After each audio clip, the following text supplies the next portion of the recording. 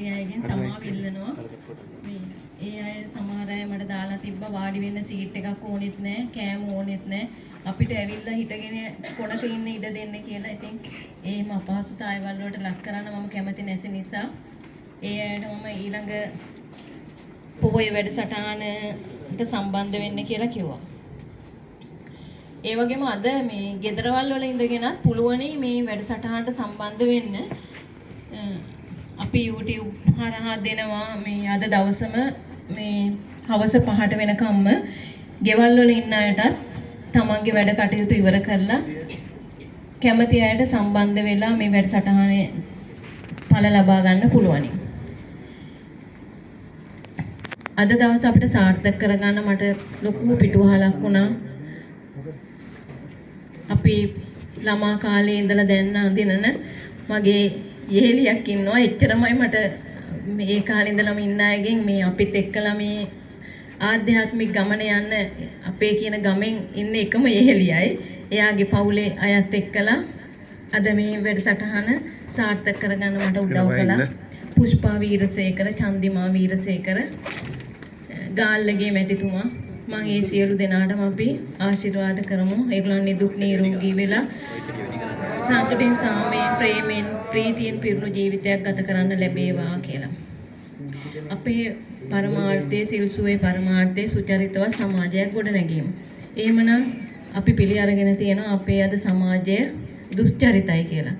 ඒක කියන්න ඕනේ නෑ. මම හිතනවා හැම කෙනාම දන්නවා. අද හැමතැනම තියෙන කෙනෙකුට තව කෙනෙක් නිନ୍ଦා අපහාස කරනවා, ගහමරා ගන්නවා, බැන ගන්නවා.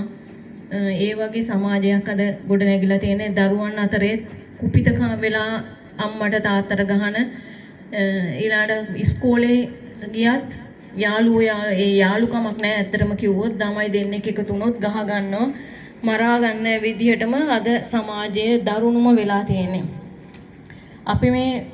අපි ඇතුළු අපිට මේ පේන සියලුම දේ විශ්ව මාතාවගේ නිර්මාණ. එතකොට මේ විශ්ව මාතාව බලාපොරොත්තු වෙන්නේ මොනවද කියලා අපිව නිර්මාණය කිරීමෙන් මේ කිසි කෙනෙකුට දැන් අවබෝධය නැති වෙලා තියෙනවා. මේ වගේ මේ වෛරකාරී සමාජයක් ගොඩනගෙනකොට විශ්ව මාතාව වරින් වර එක මේ ධර්මය මේක මෙහෙම යහපත් දේ අයහපත් දේ විතරයි අඳුර ගන්න තියෙන්නේ, මෙන්න මේ විදිහට ජීවත් වෙන්න කියලා උගන්වන ශාස්ත්‍රවරු අපිට එව්වා. ඒ හැම ශාස්ත්‍රු කෙනෙක්ම අපිට කියලා දුන්නේ හොඳයි නරකයි කියන දෙක විතරයි. හොඳ මෙන්න මේ දේ හොඳයි, මේ දේ කරන්න, මේ දේ නරකයි, මේ දේ කරන්න එපා. මහා ලොකු දෙයක් නෙමෙයි. හොඳයි නරකයි විතරයි අඳුර ගන්න තියෙන්නේ. මේ මුළු ලෝකේ මිනිස්සුયો ගත්තොත් මේ හැම මිනිසෙක්ම උපදින්නේ මේ පොළවට එකම විදිහට. මිනිස්සුયો ගත මිනිසෙන්ගේ වෙනස් වීම තියෙන ස්ත්‍රී පුරුෂ භාවය විතරයි. නමුත් අපි විරසක වෙලා එක ભેද හදාගෙන එක එක්කෙනාගේ පැවැත්ම උදෙසා මිනිසුන්ට එක ભેද හදනවා. ඒවට අපේ ප්‍රඥාව නැතිකම නිසා අපි ඒවට යොමු වෙලා අපි එක එක්කෙනා මරාගෙන ජීවත් වෙන්න දඟලනවා. අපි අපේ කියලා දේවල් ගොඩ නගා ගන්න දඟලනවා. නමුත් අපි ගෙනියන කිසිම දෙයක් නැහැ කියන අවබෝධයටපත් වෙලා නැහැ. ඒ වගේ කාලයක දැන් අද අපිට අපේ ගුරු පියාණන් ඉන්නවා. මෙන්න මේ සද්ධාම කියන්නේ මේකයි කියලා අපිට තේරුම් කරලා දෙන්න.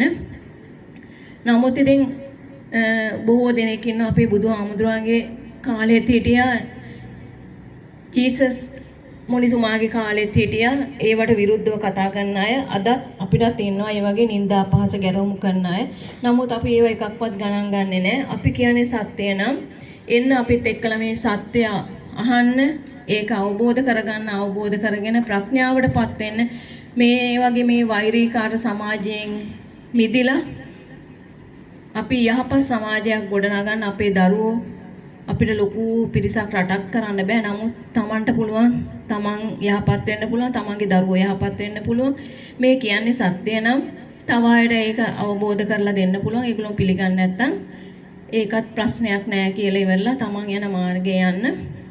අද අපිට මේ ධහම කියලා දෙන්න, දිව්‍යත්වයෙන් අපිට ධර්මය ලබා දෙන අපේ ගුරු පියාණන් වහන්සේට නිදුක් නිරෝගී භාවය දීර්ඝායුෂත් ලැබේවා කියලා ප්‍රාර්ථනා කරනවා. ඒ වගේම අද දවසේ මේ මොහොතේ ඉඳලා අපි එක විනාඩියක්වත් අපතේ යවන්නේ නැතුව මේ ගුරු පියාණන් දෙන ධර්මය අහලා ඒක අවබෝධ කරගෙන අපේ ජීවිත සාර්ථක කරගෙන අපි සතුටින් සාමයෙන් ප්‍රේමයෙන් ජීවත් වෙලා අවසානයේ සතුට සාමයේ ප්‍රේමයේ තියෙන දිව්‍යත්වයටම යමු කියලා සියලු දෙනාගෙන්ම ඉල්ලා සිටිනවා. සර්ණයි දේවපීඨ.